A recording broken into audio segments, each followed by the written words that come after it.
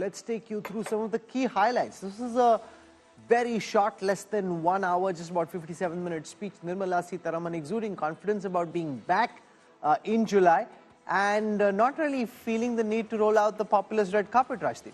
I think, as we've been saying, the biggest takeaway from this budget is the distinction between the mood of the nation, if you want to call it, or certainly the mood of the government between 2019 and 24. In 2019, the government felt encircled. They felt that they were in a tough situation, facing a major election battle in 2024.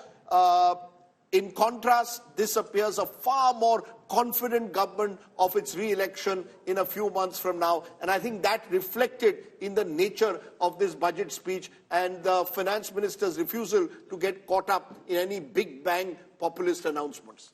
Let's take you through some of the key highlights from Finance Minister Sitharaman's budget speech.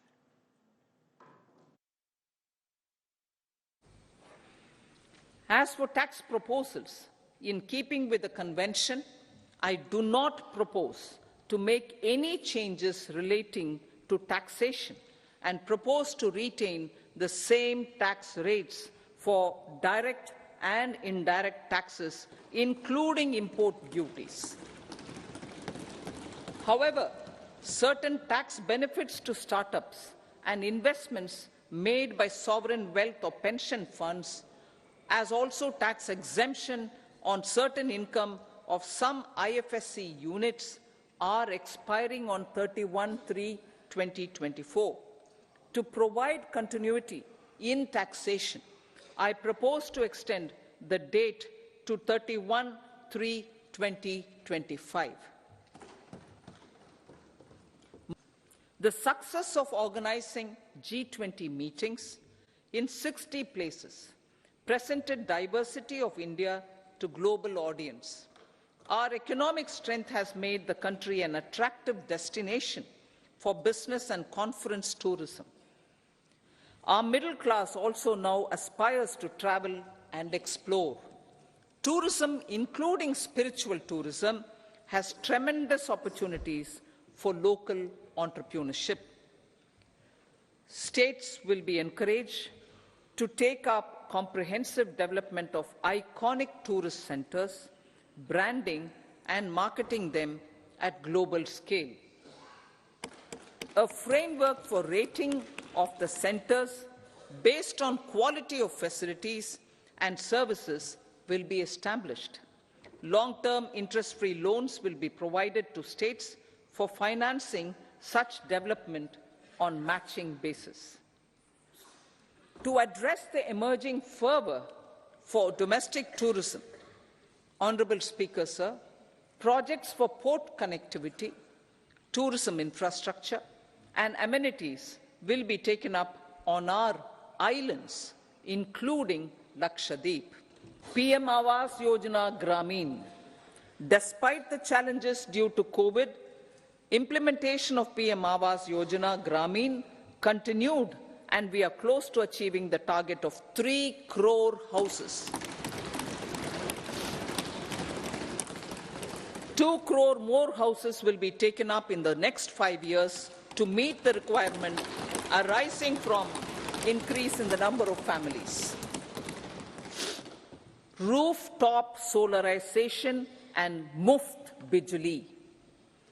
Through rooftop solarization, 1 crore households will be enabled to obtain up to 300 units free electricity every month.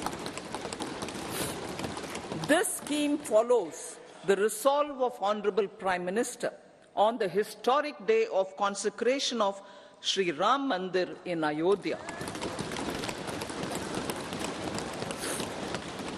Following benefits are expected: savings up to 15,000 to 18,000 rupees annually for households from free solar electricity and selling the surplus to the distribution companies.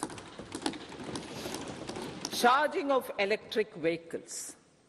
Entrepreneurship opportunities for a large number of vendors for supply and installation. Employment opportunities for the youth with technical skills in manufacturing, installation and maintenance. Housing for middle class.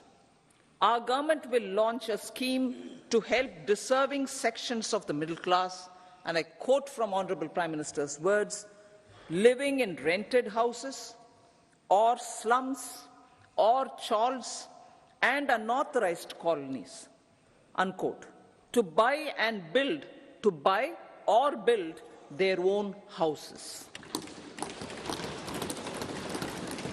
Reactions to Nirmala Sitharaman's sixth budget. Siddharth Zarabi, managing editor, Business Television, now joins us. Siddharth, the government seems to be in a highly confident frame of mind, not feeling the need to give in to populist urges, thinking that we'll be back in July and we can deal with the big picture then.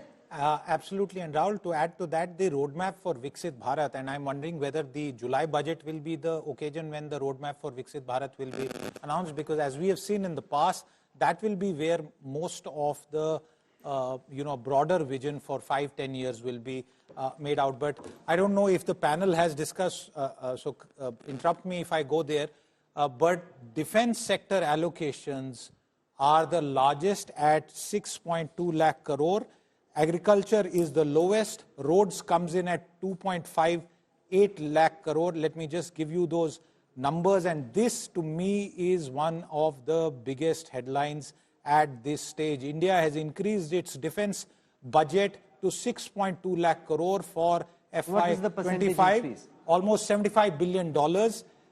And road transport comes in at 2.8 lakh crore, railways at 2.5 lakh crore, consumer affairs just about 2.13, home is 2 lakh crore, rural development 1.77, chemicals, fertilizers 1.68, communications 1.8, Ministry of Agriculture the lowest. So no mention of health and education. No, there is definitely an allocation. The data that I have, because it's a little difficult sometimes in the digital thing to get those details, but very clearly. The two sectors don't figure in the key highlights. Well, the graphic that you're reading, for some reason. But the other thing is that the total expenditure increases only by 6.1%. Absolutely. And that means that the total expenditure to GDP ratio is actually going to come down next year. Now that's a major move. No, but remember, this is just till July. In July, she has the right to present a full budget. This is for the whole year. They might change it in July, and they probably will change it in July. But at the moment, the next year's fiscal deficit is coming in at 5.1%. There's a 6.1% rise in expenditure. Now, if that goes up, hopefully the revenues will also go up. But this is a very low. So Rahul, just sorry to interrupt. Yes. One of the other things clearly, Dr. Kumar, that comes out is the fact that revenues are going up, and that is clearly on account of better tax mobilization and the tax net becoming wider and more effective. So I think that also gives headroom. But I wonder, this massive increase in defense allocation, and the numbers, we'll get more granular details. Very, very clearly, defense becoming the priority. Rajdeep, at this. It's not such a big increase over the last year's number. I mean, 6.2 lakh crore is okay, but in sense of I don't have the exact percentage, but over last year, it's not more than not more than 10%. Yes. The biggest watched component in the defense is the defense capital outlay. Yeah. What you spend on the aircrafts and the guns and other kind of thing, right? For the current year, it was 1,62,000 crores. In revised estimates, this has been actually reduced to 1,57,000. 2324. Now you have some numbers that you want to give. So but these are of course these are pre today's numbers. I'm giving you the budget numbers now. Right. So there is a minor 5 lakh crore, 5,000 crores of reduction in the defense budget. So it's gone up from 5.94 at the aggregate level in the existing financial year. The allocation is at 6.1. Capital is 1.63 lakh crore.